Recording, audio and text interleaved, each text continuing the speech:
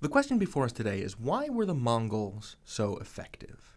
How did they manage to take an area starting around here, and over the course of 20 years during the reign of Genghis Khan from about 1206 to 1227, expand from this little part of Siberia just south of Lake Baikal all the way into Central Asia?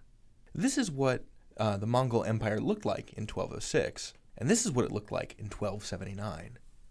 This here is Genghis Khan time, and this here is around the reign of Kublai Khan.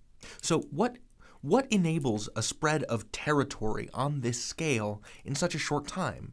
You know, the Mongols were not a centralized state. They weren't a centralized empire. They were a band of traveling horsemen. How did they end up taking this much land? The story of the Mongols is a story of a non-state actor overcoming state actors, of a decentralized power becoming centralized eventually. So what I want to talk about in this video is 3 reasons why the Mongols were so effective in beating established empires, and then we're going to talk about some of those follow-on effects.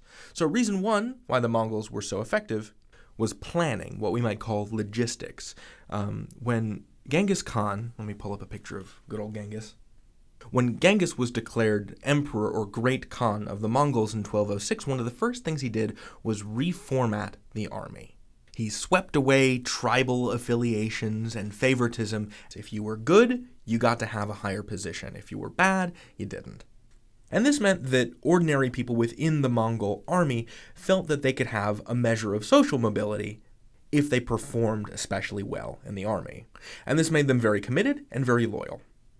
Reason number 2, the Mongols were extremely adaptable. So we're talking about a group of horsemen here, right? These are the Mongols attacking a group of Chinese soldiers. What they were used to was mounted combat against mounted opponents. What they weren't used to was attacking major cities and holding them, or even trying to get major cities to break. But what the adaptability of the Mongol army meant was that as they conquered new territories, and as they fought and won and lost in various regions of Asia, so for example, as they started conquering the Western Jia here, they learned siegecraft, and that's the art of attacking walled cities and castles. It's a completely different style of combat. What it involves is sitting outside of a city and waiting to starve out the inhabitants. And part of it involves using these things called siege engines. So this here is a kind of catapult. You can see here the rocks. The Mongols are waiting with their archers here. The opponents have arrows as well, but they're flinging rocks into the city in order to force a surrender.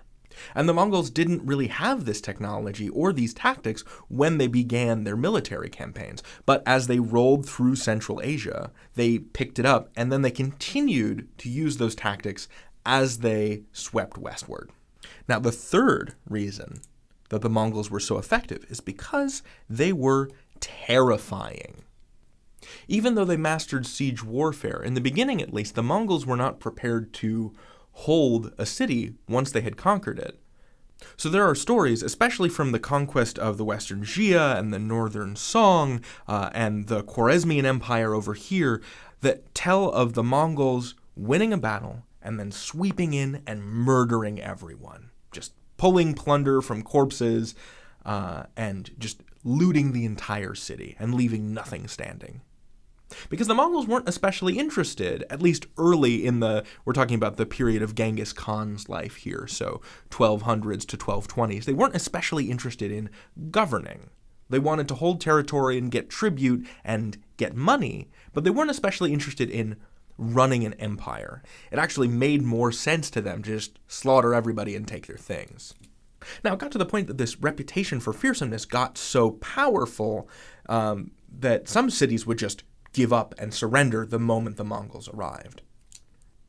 So those are the 3 main reasons that comprise Mongol effectiveness against settled states. They were very good at planning. Everybody rode in their armies. They could move very quickly.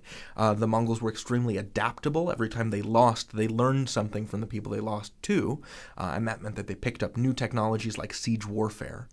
And they were absolutely terrifying, since initially the Mongols didn't know what they were going to do with a conquered city besides loot it. They just killed everybody. And that reputation really allowed them to conquer a lot of land very quickly.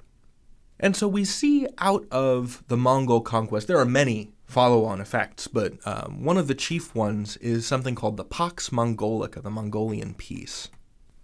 And if that phrasing looks familiar to you, it's because it's similar to the Roman peace, the Pax Romana, and the Chinese peace, the Pax Sinica, of the 1st century CE. This is 1,100 years later, but the same principle applies. What happened was, with all of this territory conquered under one ruling power, it became safe to travel from one end of the empire to the other. And indeed, this is exactly what Marco Polo did when he set off from Venice and made his way eventually to Beijing.